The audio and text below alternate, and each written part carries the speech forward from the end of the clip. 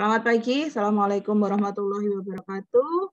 Semuanya sehat ya? Alhamdulillah. Nah ini kalau saya lihat dari videonya, gini kan saya bisa ini, oh ya, tampak sehat. Semoga memang benar sehat begitu ya, sehat baik fisik maupun secara mental, sehat semuanya, jiwa dan raga begitu. Ini saya senang sekali bisa melihat wajah-wajah kalian.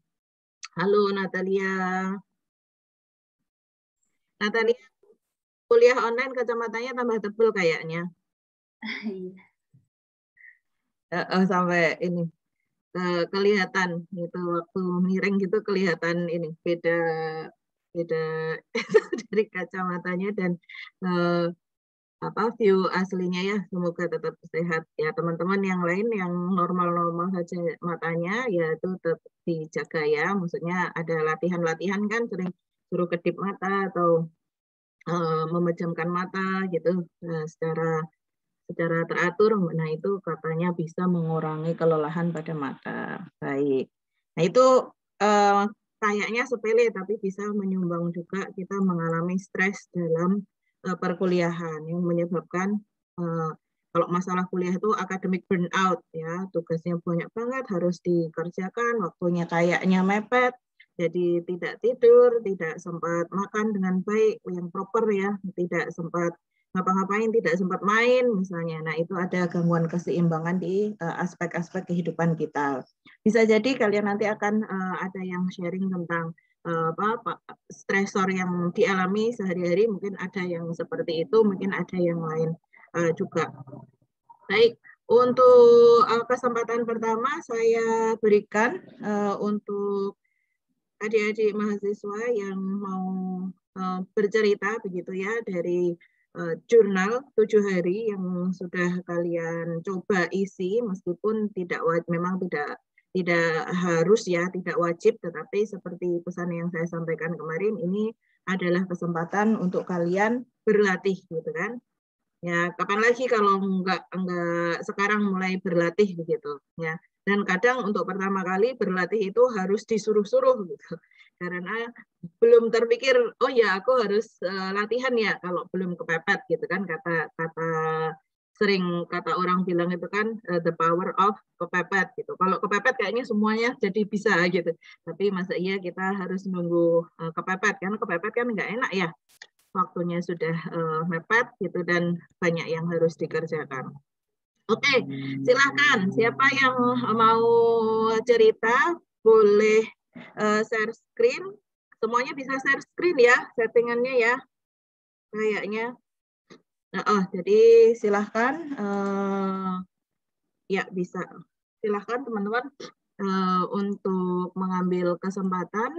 Monggo saya kasih waktu. Nanti kita akan ulas, kita diskusikan bersama-sama begitu. Barangkali ada teman lain yang punya pengalaman sama gitu atau mirip atau sudah pernah mengalami itu dan berhasil melaluinya, misalnya seperti itu ya. Kita nggak tahu, maka sharing ini gunanya adalah untuk membuka wawasan kita atas pengalaman yang kita alami. Silahkan. Siapa yang mau share?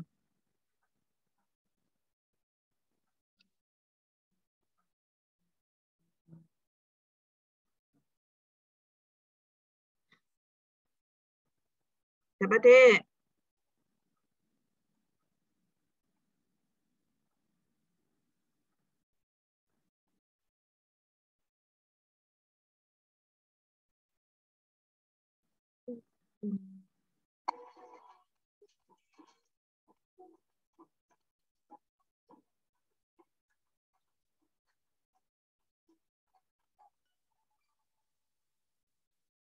Ini nggak ada yang mau nyoba nih.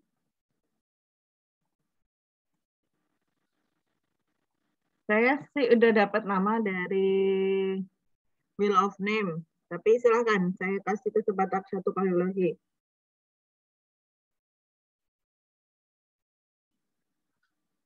Oke, kalau nggak ada, di sini saya dapat nama Aptika. Adakah Aptika? Ya, sebentar Bu, ini ada masalah dari kendala sinyal, jadi sulit. Untuk share screen, oke. Kalau nggak share screen, Iya. silakan disampaikan secara oral saja, secara lisan. Nggak perlu on cam, nggak apa-apa. Silahkan, Apika. Baik, Bu. Yang paling berkesan dari minggu ini ya, selama 1 minggu gitu. Silahkan bisa diceritakan. Mana yang kamu merasa sulit atau merasa mudah untuk melaluinya, misalnya di hari keberapa, terus apa yang kamu lakukan, melibatkan siapa jika ada, misalnya.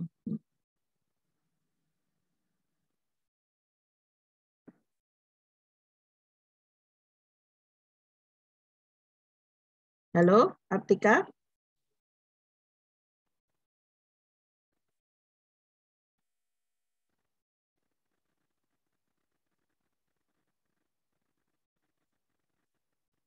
Terlempar ya, Artika ya? Iya, Bu. Sebentar. Jadi pada hari yang pertama itu di tanggal 26 Oktober 2021, tepatnya hari Selasa, yang terjadi di hari pertama itu di lingkungan sekitar saya itu terjadi perubahan ya. Jadi membuat saya itu merasa diri saya itu kurang nyaman gitu dengan cuaca di lingkungan sekitar saya.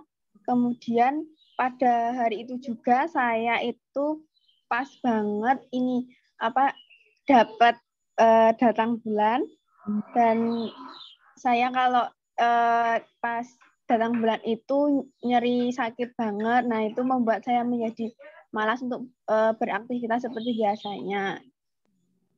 Gitu, Bu. Berarti kalau kita simak cerita dari Tika ini tadi kan ada 2 ya stresornya. Stresornya datang dari luar yang pertama, yang kedua datang dari dalam. Dari luar tadi lingkungan ada permasalahan yang tidak membuat tidak nyaman begitu ya dari lingkungan. Nah, ini melibatkan pastinya lebih dari 1 orang gitu ya. Ada lingkungan di situ berpengaruh, pas pula dari sisi internalnya, dari diri Tikanya sedang datang bulan. Nah, itu secara fisik tidak nyaman. Nah, karena secara fisik tidak nyaman juga berpengaruh terhadap kondisi psikologisnya. Nah, ini saya kira contoh yang bagus sekali yang baru disampaikan oleh Tika ini untuk melihat keterkaitan antara kondisi fisik dengan kondisi psikologis. Dan juga sebaliknya, kondisi psikologis kepada kondisi fisik gitu. Ya, kalau kondisi fisik, misalnya karena kita sedang sakit, gitu, kita sedang sakit, merasa tidak nyaman secara fisik kita, kalau contohnya Tika tadi sedang datang bulan, nah itu berpengaruh ke psikologis, contohnya di Tika tadi adalah menurunnya motivasi. Jadi tidak bersemangat untuk beraktivitas. Kenapa? Ya karena badannya sakit gitu. Butuh usaha ekstra untuk menyeimbangkan atau mencapai kondisi yang namanya homeostatis ya, kondisi nyaman secara fisiologis yang membantu kita untuk melakukan tindakan-tindakan tertentu gitu. Nah, kalau kondisi psikologis berpengaruh kepada kondisi fisik, bisa jadi sebaliknya kondisinya yang karena ada permasalahan dengan orang-orang di lingkungan itu, ada perubahan di lingkungan itu, mungkin lingkungannya jadi lebih ramai gitu ya, jadi berisik misalnya, atau jadi membatasi yang biasanya bisa dipakai jadinya nggak dipakai misalnya begitu ya, ruangan gitu. Nah, itu juga berpengaruh ke kondisi fisiknya. Jadi apa? Yang paling sering kalian alami keluhan fisik apa? Keluhan fisik tapi sebenarnya nggak sakit-sakit banget. Maksudnya nggak sakit-sakit banget tuh bukan jenis penyakit gitu loh. Kalau jenis penyakit kan kayak demam berdarah, tipes kayak gitu ya, kan penyakit medis gitu. tapi itu keluhan fisik yang mengganggu. Apa contohnya kira-kira? Tadi disampaikan Tika misalnya datang bulan, tapi kalau datang bulan itu nggak bisa dihindari ya. Memang itu untuk kaum Hawa memang sudah setiap bulan akan mendapati pergolakan hormonal akibat dari kondisi menstruasi itu. Kalau kalian, menurut kalian, kondisi fisik yang mudah terpengaruh kondisi psikologis apa, Dek?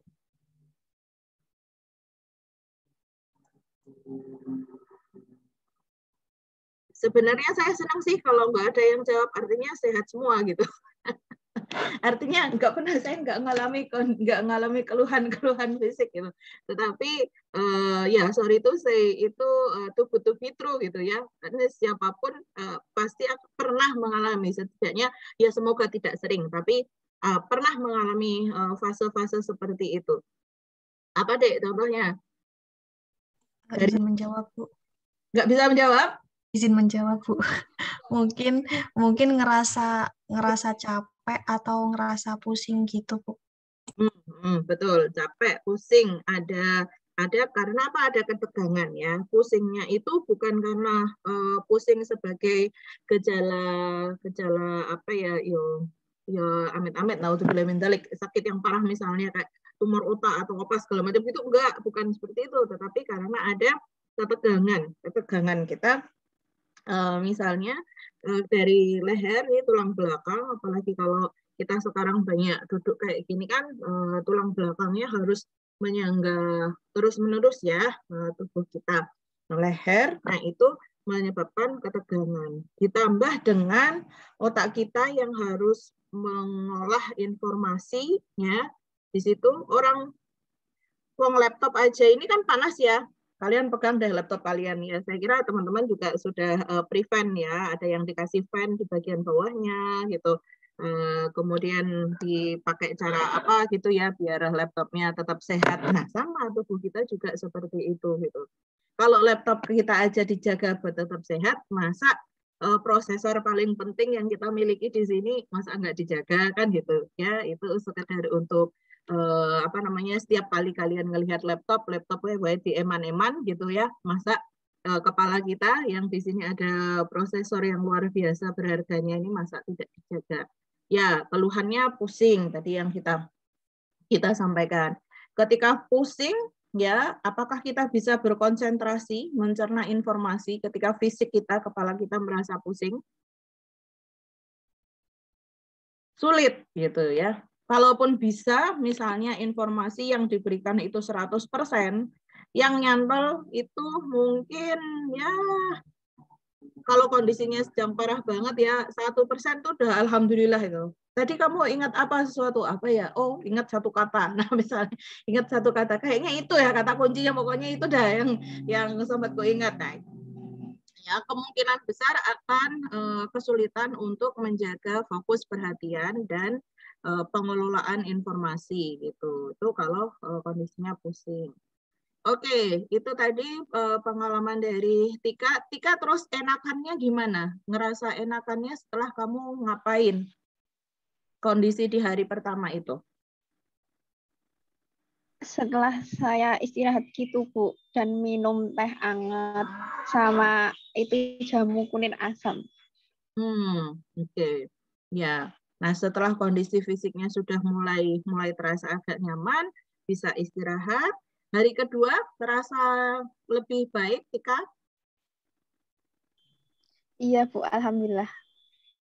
Oke, terima kasih Tika atas sharingnya.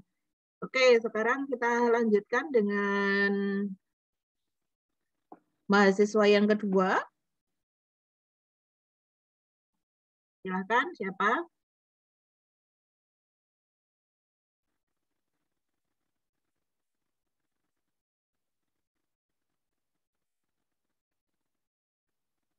Siapa ya?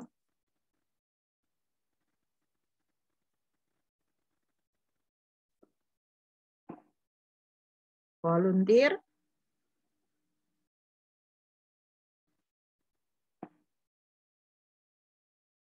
Siapa, Dek?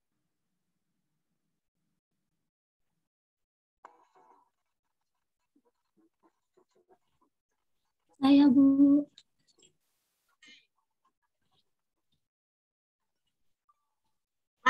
Fani. Iya benar, Zulfani. Ya, Panggilannya Bu.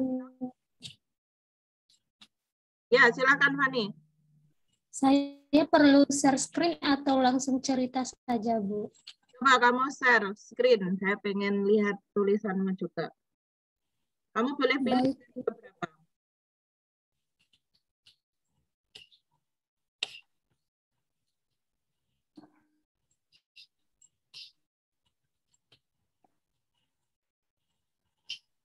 Fani masih di Sulawesi ya? Ya, Bu. Apakah sudah terlihat, Sudah. Bu? Sudah.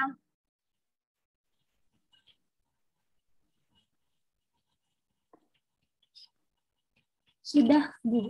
Sudah, Fan. Oh, maaf, Bu. Suaranya tidak terdengar.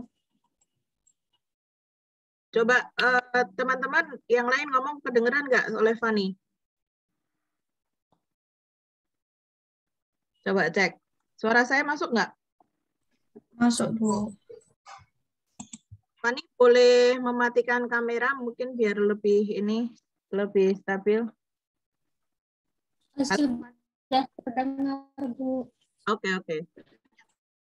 Silakan Fani. Baik, Bu. Sudah terlihat ya, Bu? Sudah.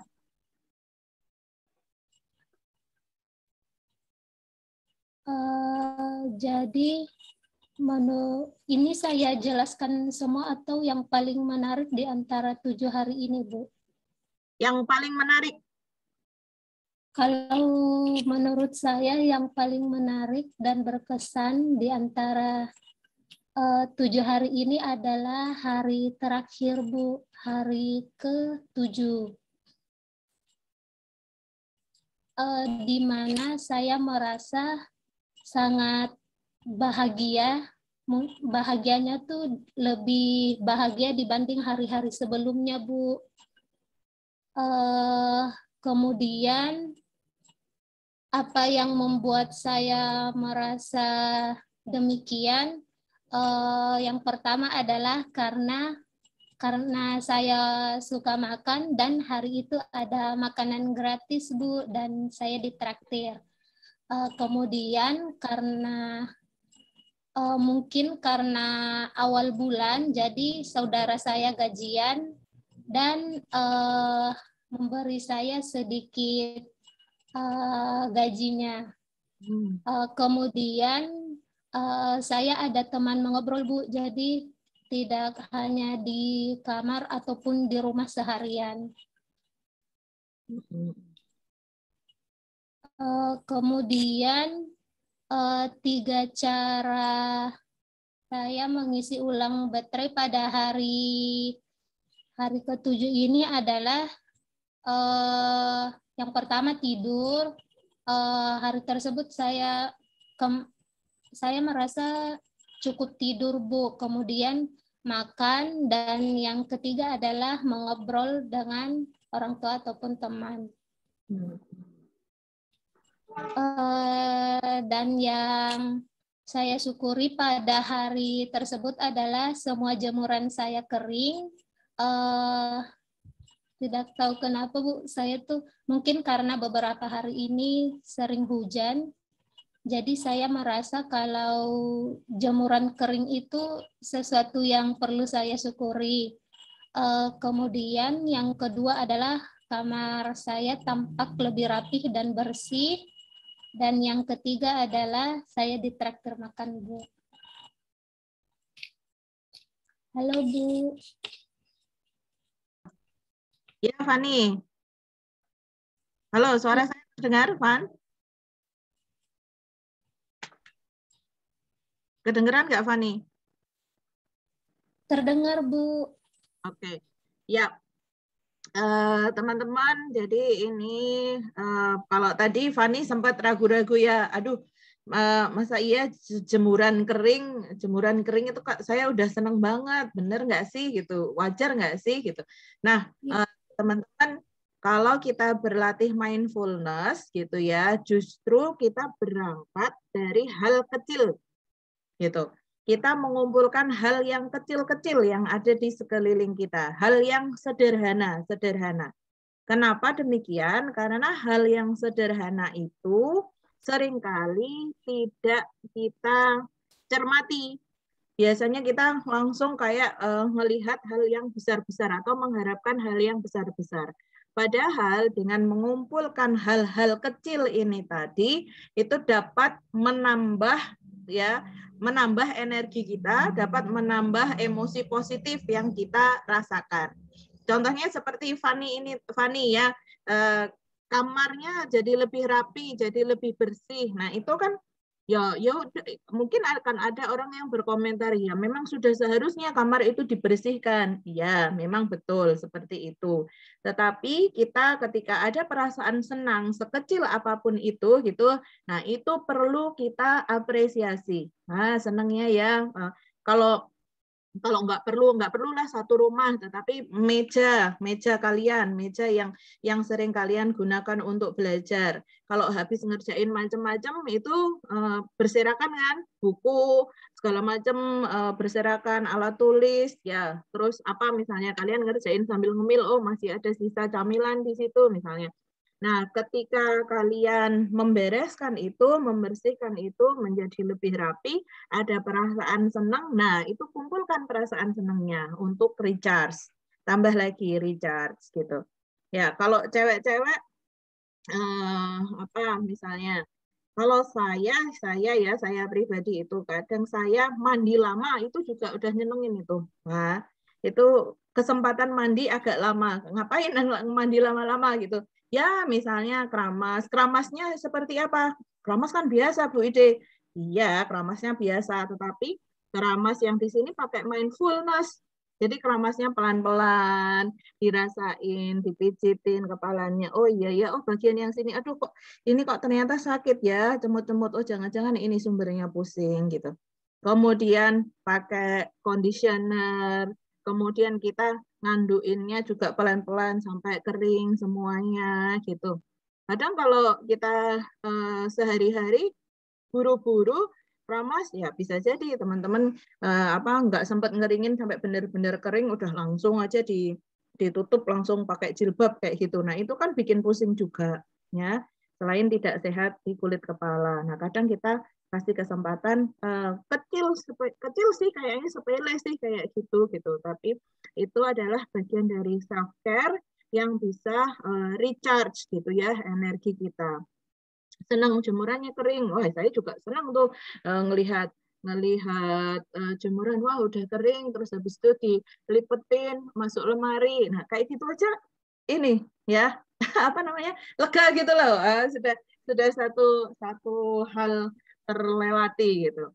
Nah, betul sekali, saya sepakat dengan Fani yang baru saja di-share Fani itu ya, teman-teman. Ketika kalian merasa capek ya, terutama kalau dalam settingnya kalian ini kan rentan sekali mengalami academic burnout, kelelahan akibat belajar. Nah, caranya untuk refreshing tetapi tetap bermanfaat ya. Kemarin kita sudah pernah nyinggung eudaimonic well-being ya kan? Masih ingat nggak eudaimonic? Nah, caranya adalah dengan melakukan household task ya. Melakukan pekerjaan rumah tangga. Ngapain? Nyapu. Waduh, kok malah suruh nyapu, Bu? Kan capek gitu. Ya, nyapunya dengan mindful gitu. Oh, ternyata rasanya kakiku itu seperti ini. Rasanya tanganku nyapu seperti ini. Nyuci. Ya, kalau nggak tahu nih sekarang masih ada yang nyuci pakai tangan nggak? Nah, itu bisa sambil refleksi tuh nyuci. Terus main airnya, terus jemurnya, terus ngangkatnya, terus kemudian tahu bahwa oh jemuranku semuanya kering, oh finish nih, udah selesai, seneng gitu rasanya, gitu. Itu hal yang kita lakukan nggak perlu banyak mikir, memeras kerja otak, ya, tetapi hasilnya nyata dan itu membuat kita bahagia. Gitu. Ini contoh pengalaman dari Fani ini dengan jemuran yang ini bisa juga ya sudah saya highlight household task ya pekerjaan rumah tangga itu ketika kita lakukan dengan mindful akan membantu kita untuk mendistraksi dari kegiatan-kegiatan pikiran yang berat gitu. Tapi tetap ada hasilnya. Kalau dibandingkan dengan hedonic approach, kalau tadi eudaimonik ya, kalau hedonic approach of well-being, nah itu senang nih kayak tadi ya, saya lihat juga nih Netflix. Oh iya, Netflix ini. Nonton Netflix atau berlangganan lainnya ya, TV berlangganan lainnya atau sosial media atau yang lain. Nah, itu bikin senang juga. Tetapi seringkali jebakannya adalah kita menghabiskan terlalu banyak waktu di sana dan hasilnya itu nggak kelihatan. Itu aja sih yang membedakan. Kalau eudaimonik tadi melakukan sesuatu hasilnya kelihatan, ya jemuran kering, jemuran terlipat rapi, gitu, jemuran masuk lemari misalnya, itu kan wah ayem gitu ya, tenang, senang gitu. Nah tapi kalau nonton Netflix memang seketika itu senang gitu. Nah tapi hati-hati kita terbawa waktunya jadi habis lebih banyak di situ. Kemudian karena waktunya banyak tersita, begitu kembali ke kenyataan, oh ya kok sudah jam segini ya. Nah itu seringkali berpotensi memunculkan perasaan bersalah. Terus gimana Bu, masa nggak boleh nonton? Boleh nonton. Kita atur jadwalnya kapan nonton. Dan kalau bisa, di situ ada sesuatu yang sudah berjalan, sehingga kita mendengar atau menonton, ya dengerin musik atau nonton film itu tadi, gitu, itu kayak sambil nunggu, gitu, sambil nunggu sesuatu yang sedang berproses juga di sana. Contohnya kalau digabungkan dengan cerita Fani tadi, ya segera saja cuci bajunya pagi-pagi, ya segera cuci baju pagi-pagi udah selesai, udah dijemur. Nah, sambil nunggu jemuran kering tadi itu, aku mandi dulu. Aku mandi dulu, mau perawatan dulu lah, mau luluran, mau apa gitu. Oke, sudah selesai itu, sudah selesai mandi, selesai luluran, selesai apa, makan, beres-beresin kamar dan sebagainya. Wah, kamarnya sudah rapi, nonton film gitu. Nah, sehingga pada saat nonton film itu tadi kita sudah melakukan sesuatu, kamarnya sudah beres, tubuhnya sudah beres, sudah dirawat, ya self-care-nya udah jalan toh, kemudian jemuran tadi sudah jalan juga, sudah tinggal nunggu kering aja. Filmnya selesai, jemurannya kering, dilipat atau disetrika, masuk lemari, kamarnya masih beres, wah, udah hari Minggu kita fruitful, gitu. Hari Minggu kita menjadi bermanfaat. Gitu. Tantangannya adalah di pagi tadi, wah malas bangun, ya sudah berarti seharian mau di situ terus. Nah itu yang menjadi jebakan yang saya ceritakan tadi, jebakan hedonic approach tadi. Ya, tahu-tahu ya ketika sudah misalnya hampir petang, kemudian serial filmnya udah habis ditonton semua, kemudian tersadar, oh hari ini hari apa ya? Oh udah Minggu sore. Gitu. Wah besok sudah Senin. Wah belum ini belum itu. Nah gitu. Jadi kita gunakan kalau minggu lalu ada yang bertanya tentang menempatkan reward itu bagaimana begitu ya.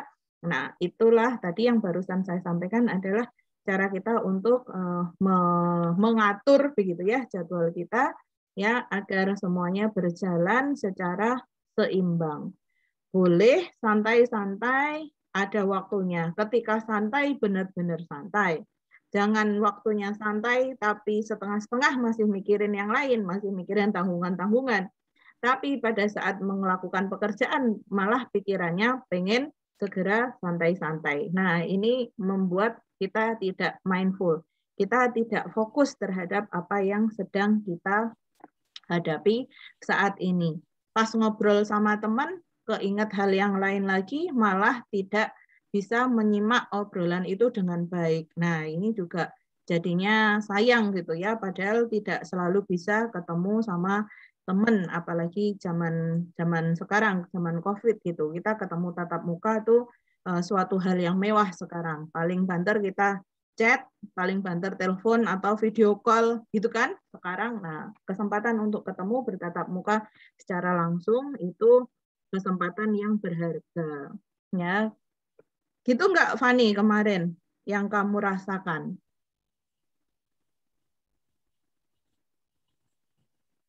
Halo Van? Halo Bu. Apakah seperti itu kemarin yang kamu rasakan pengalamannya di Iya, Bu. hari Senin ya, sebenarnya ya hari terakhirnya tanggal 1 malah ya. Oke. Iya, Bu. Oke, terima kasih Fani atas sharingnya, sudah dapat 85% recharge-nya. Semoga sepanjang minggu juga tetap bisa sedikit demi sedikit tambah ya. Kurang, memang ada kurangnya gitu karena kita gunakan untuk aktivitas, tetapi bisa kita tambah juga mengumpulkan hal-hal kecil ini tadi ya, bagus sekali. Oke, terima kasih. Terima kasih, Bu. Sama-sama. Baik, satu orang lagi.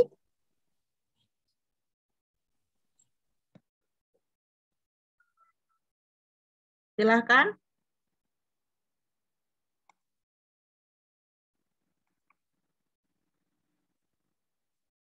Satu orang lagi, siapa yang mau share?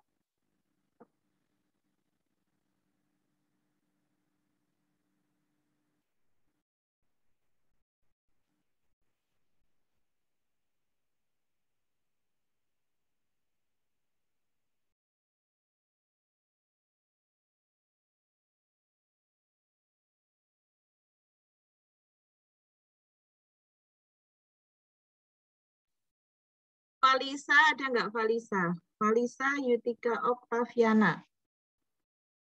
Silahkan, Dek.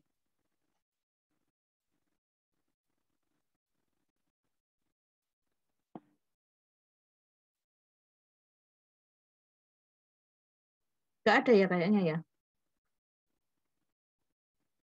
Saya lihat.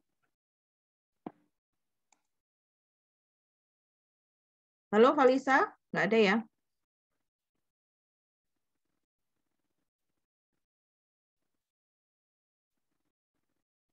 Valisa nggak ada. Saya coba lagi.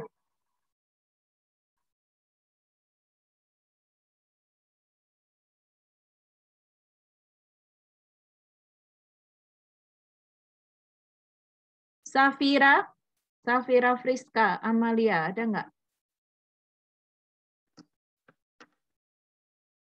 Bentar. Halo Safira. Baik, silakan Safira.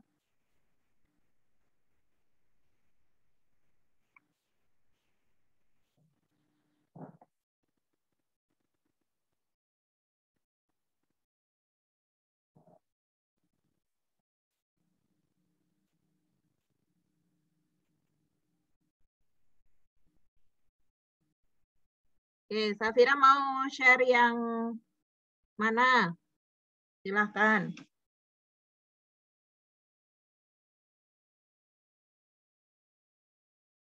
Saya masih yang hari kedua, karena saya itu suka sama lagu, saya itu nikmatin lagu banget. Jadi waktu di day itu ini ngebahas tentang lagu, jadi saya suka gitu, kayak bener-bener di day itu ini. Pertanyaannya, what emotion does this song make you feel? Maaf ya Bu, ini saya pakai bahasa Inggris, nggak apa-apa kan Bu? Nggak apa-apa. bebas aja. Jadi ketika saya dengerin lagu yang saya suka itu, saya tuh justru malah I feel sad gitu. Dan saya tuh benar-benar suka dengerin lagu yang sad terus relaxing songs gitu. Karena waktu saya dengerin lagu itu saya kayak I think about so many things that happen in my life. Some are painful memories. Jadi kalau denger lagu-lagu gitu jadi kayak keinget memori-memori yang sedih-sedih gitu yang nggak bagus gitu. Terus what is your favorite part of the song? I like the lyrics and the beat. I like the song that the beat is relaxing and slow. Kayak sad song gitu. Terus habis itu kalau disuruh nulis pesan singkat buat artis dari lagunya, pesan saya, I really want to say thank you so much that because of your song I became motivated. Not only that, your song is really, really relatable to me, so I could really make my emotion comes out, make me relieve, and your songs makes me feel like I'm telling all of my problems to the world, that I can talk to other people. And sometimes your songs made me think that living this world is not that bad, and stop me from thinking so much painful thoughts that make me want to give up, even though it's just temporary, but it's really helped me to go through. And I really love songs. That's the only way I could make my emotions out. And I hope that you never stop me to make the beautiful songs that can light my world. Wow, ini suratnya juga sangat menyentuh ini, Fira. Kalau boleh tahu lagunya apa, Fir? Yang apa di antara lagu-lagu itu di playlistmu gitu ya? Yang itu apa ya? Boleh dibilang menjadi apa rujukan gitu loh ketika kamu ini ya comfort song ya, comfort song. Kalau misalnya ada yang ngerasa kalau dengerin lagu itu kayaknya aku bisa calm down, bisa lebih tenang gitu. Kalau boleh tahu apa, Fira? Sebenarnya banyak sih, tapi yang saya dengerin itu Trainwreck. Trainwreck-nya James Arthur. James Arthur. Ya. Nah, itu dari lirik-liriknya ya, di situ yang juga membuat kamu bisa merasa, bisa mengekspresikan emosimu gitu. Iya. Mendengarkan lagu itu, ya. Oke. Nah, ini saya tertarik dengan yang di kotak pertama ini. What emotion does this song make you feel nih ya? Terus itu kamu menuliskan jadi ada kesempatan untuk refleksi, untuk mengingat kembali painful memories. Nah, apakah untuk saat ini, sampai dengan saat ini, kamu merasa bahwa memori-memori itu masih painful, atau hanya ingat bahwa it was once, gitu ya. Dulu memang menyakitkan, tapi sekarang aku ngerasanya kalau keinget tuh nggak sesakit dulu lagi, gitu. Atau bagaimana? Beberapa memori masih bikin sakit sekarang gitu, tapi beberapa juga ada yang cuma waktu itu aja sakitnya. Oke. Nah iya, saya kira teman-teman model yang seperti dilakukan Safira ini bisa kita gunakan untuk memantau emosi kita dari waktu ke waktu, gitu. Ya, memang seringkali lagu itu kayak terasosiasi, punya kaitan dengan pengalaman pada saat tertentu, gitu ya, terasosiasi. Kayak denger lagu itu membuat saya teringat di masa katakanlah 2 tahun yang lalu atau kejadian 5 bulan yang lalu gitu. Ada proses asosiasi seperti itu. Nah, dengan kita mendengarkan lagu itu sekaligus juga bisa menjadi evaluasi gitu. Apakah ternyata saya masih berebes mili gitu ya. Masih nangis ya ketika dengerin lagu itu. Cuman saya notice nangisnya sekarang tuh beda dengan yang dulu misalnya. Nah, itu berarti kita pun ikut berkembang seiring waktu itu berjalan begitu. Oh iya, kalau dulu rasanya nangis itu rasanya mangkel, nangis itu karena mangkel, nangis itu karena pengen marah tapi nggak bisa gitu, gemes gitu. Nah, kalau sekarang aku nangisnya sudah nggak seperti itu sih, tapi lebih ke seandainya aku bisa melakukan sesuatu lebih baik di masa itu, mungkin akan berbeda hasilnya. Nah, itu adalah contoh ya yang saya sampaikan barusan berdasarkan kisah pengalaman dari Safira ini adalah contoh bagaimana emosi kita atas peristiwa-peristiwa yang stressful itu turut berkembang seiring berjalannya waktu, gitu. Ya, kita bisa membaik artinya pengalaman tadi yang tidak menyenangkan, yang memunculkan painful memories itu dapat menjadi netral. Kita masih ingat peristiwanya dan kita terharu, ada nuansa emosi juga di situ, tetapi nuansa emosinya itu tidak seintens atau tidak destruktif dulu ketika emosinya masih begitu kuat gitu. Nah, itu artinya kita sudah semakin netral terhadap pengalaman tersebut. Kalau misalnya rasanya terkait dengan painful memories ini masih sama, masih sangat intens, sangat kuat sekali emosinya. Nah, di situ boleh kita lakukan penyelidikan. Penyelidikan. Boleh kita evaluasi lagi sebenarnya yang membuat aku masih sakitnya apa? Sakitnya apakah kecewa, apakah marah, apakah sedih, apakah yang lain, emosi yang lain gitu. Kira-kira apa yang menyebabkannya gitu? Apakah karena aku tidak bisa menyampaikan perasaanku? Apakah karena orangnya sudah tidak ada, unreachable, tidak bisa, sehingga ini kayak kagul gitu ya, ingin mengatakan tetapi yang bersangkutan sudah tidak ada gitu misalnya. Nah, itu sebisa mungkin kita mencari cara bagaimana untuk rilis, untuk melepaskan, ya, untuk mengikhlaskan, untuk memaafkan kalau misalnya ada hal-hal yang menyakitkan di situ. Sehingga perlahan demi perlahan waktu berjalan, nah kita akan semakin sembuh, kita menjadi semakin netral untuk melihat pengalaman-pengalaman terdahulu yang sudah kita alami. Ya, pengalaman tetap ada, peristiwa itu tetap ada, tetapi yang berubah adalah bagaimana kita melihatnya, sudut pandang kita yang berubah. Gitu. Kalau itu membuat terharu, ya sangat wajar sekali ya, kita memang memiliki emosi itu, tetapi tidak kemudian membuat kita menjadi terpuruk lagi. Tapi kita bisa, kalau kata-kata yang dipakai Vira tadi yang di gratitude check-in-nya tadi, light gitu ya, light my world gitu. Artinya ada pencerahan, ada hikmah gitu, ada sesuatu yang kita pelajari. Begitu ya. Bagus sekali kalian kalau misalnya dengerin lagu, coba cek itu ininya lirik-liriknya ya gitu. Saya senang juga tuh melihat liriknya seperti apa, itu yang bisa memotivasi juga. Nah, ada genre-genre musik ya, biasanya kalau misalnya nih kalau K-pop gitu ya, K-pop yang menarik dari K-pop dan juga musik disco, nah itu kadang beatnya sama liriknya itu nggak sejalan. Beatnya cepat, tapi sebenarnya liriknya itu mellow itu sebenarnya. Liriknya itu sedih-sedih itu biasanya.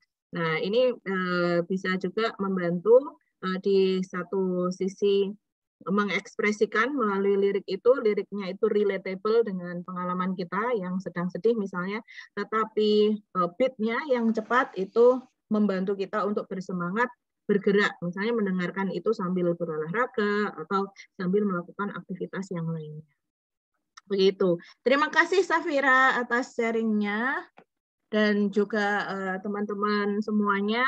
Saya berharap dengan latihan ini ya kalian ada kesempatan untuk sejenak memikirkan diri kalian sendiri, begitu. Hal-hal sederhana, hal-hal kecil, hal-hal remeh-temeh yang dilakukan dalam kehidupan keseharian itu ternyata banyak manfaatnya buat diri kita. Sesederhana cuci piring, ya, sesederhana tidur, gitu, sesederhana mendengarkan musik. Ternyata kalau kita lakukan dengan mindful, ya, dengan penuh kesadaran, itu dengan penuh syukur, gratitude, ya, tadi ada latihan untuk menuliskan gratitude journal juga. Nah, itu insya Allah dapat memberikan kesempatan buat kita istirahat sejenak dari rutinitas dunia yang perputarannya sangat cepat. Laptop kalian saja butuh di restart, ibaratnya gitu ya, butuh di charge, ya, butuh dikasih kipas ya di bawahnya biar nggak kepanasan prosesornya, apalagi diri kita sendiri. Nah, salah satu caranya untuk self care adalah melalui mindfulness ini. Mindfulness tidak harus kita menyengajakan ada waktu 2 jam untuk meditasi, tidak, tetapi bisa kita lakukan bersamaan dengan aktivitas keseharian kita, ya, sambil nyapu, sambil rebahan pun sebenarnya bisa, ya. Dengan apa caranya? Yaitu dengan mengenali nafas. Tadi yang di halaman pertama, ya, di halaman pertama ada kan itu untuk mengenali nafas. Kita bernafas pelan-pelan, ya, kemudian bernafas, tahan, hembuskan pelan-pelan, ya, menyadari nafas kita, menyadari ketegangan-ketegangan di tubuh kita, tadi capek-capek yang dibilang oleh kita, pusing. Nah, itu bisa kita gunakan latihannya dengan latihan pengaturan nafas dan relaksasi otot progresif. Oke, saya kira itu untuk hari ini, ya. Terima kasih teman-teman sudah bergabung. Kita akan lanjutkan aktivitas minggu depan dengan kelompok, ya. Topik-topik kita akan membahas topik-topik khusus yang tidak kalah serunya, tidak kalah seru dan aplikatif, ya. Kalau ini sudah diuplek-uplek dari sisi kalian, nah mulai minggu depan kita coba melihat kaitannya dengan nanti tugas dan peran kalian, ya, sebagai dental hygienist, gitu. Apa yang bisa teman-teman lakukan ke depan, ya, sebagai seorang dental hygienist. Baik, demikian. Terima kasih semuanya. Kita ketemu minggu depan, insya Allah. Selamat pagi, selamat melanjutkan aktivitas. Semoga sehat selalu semuanya, ya. Terima kasih. Terima kasih, Bu. Terima kasih, Bu.